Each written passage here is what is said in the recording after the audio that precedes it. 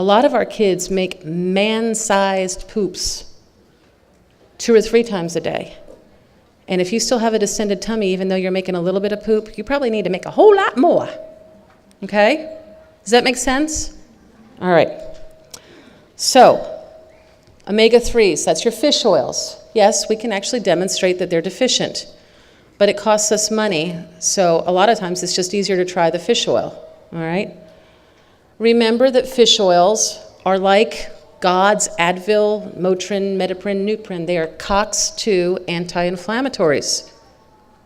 That would be good, wouldn't it?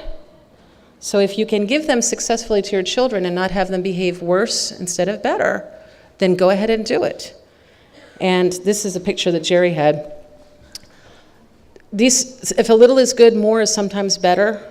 Not always, but sometimes. And this is one of those times that it can often be better. So it's okay to increase the dose.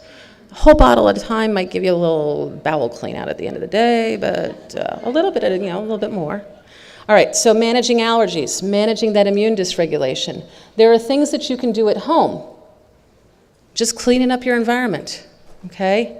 Now, don't go home and tell your husband or your wife that you have to tear out all the carpeting and get beautiful hardwood floors, honey, okay? You can start slow. You can just take some carpet out and put down a wool rug or something and let the cement be there. You can do things that are creative without having to spend a fortune. One of the things that you need to remember when you're doing this is it needs to be bang for your buck. It needs to be something that turns out to be useful and helpful. And you don't want to spend $6,000 on something that gets you very, very little response if you could spend $6,000 on something that gets you a very big response. Does that make sense? All right. Singulair, Zyrtec.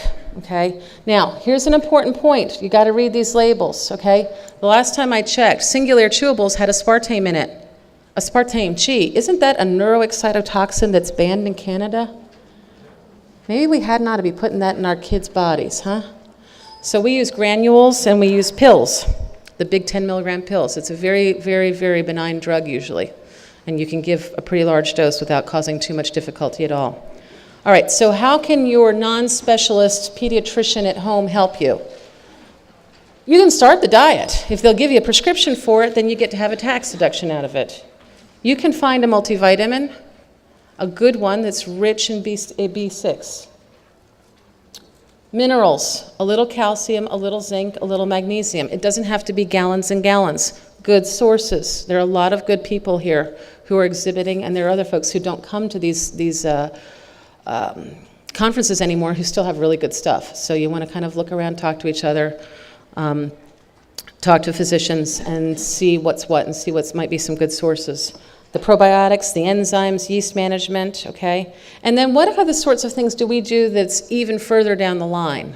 Okay, it's all listed here. There are a million things that you can try. If the basics that you try don't help with constipation or diarrhea, if you haven't managed to take care of what's happening in the upper or the lower bowel or in between, then there are other things that you can do, and these are some of them, okay? A lot of them require the assistance of a physician, but it's something that's very, very doable, okay? Sleep. It's the most important thing in the world. Because if I don't get any sleep, ain't nobody going to have a good day the next day. So my kid needs to be having a good sleep, okay? We have a group of children who really don't have enough melatonin to fall asleep. Okay, we're not talking about them becoming addicted to a drug if you give them some melatonin. If you don't have enough melatonin to fall asleep, then isn't it rather unreasonable to ask them to fall asleep without it? Okay, if I told you weren't allowed to look at the screen anymore without your glasses, you'd say, but I need them. And I'd say, but too bad, I don't want you addicted to your glasses.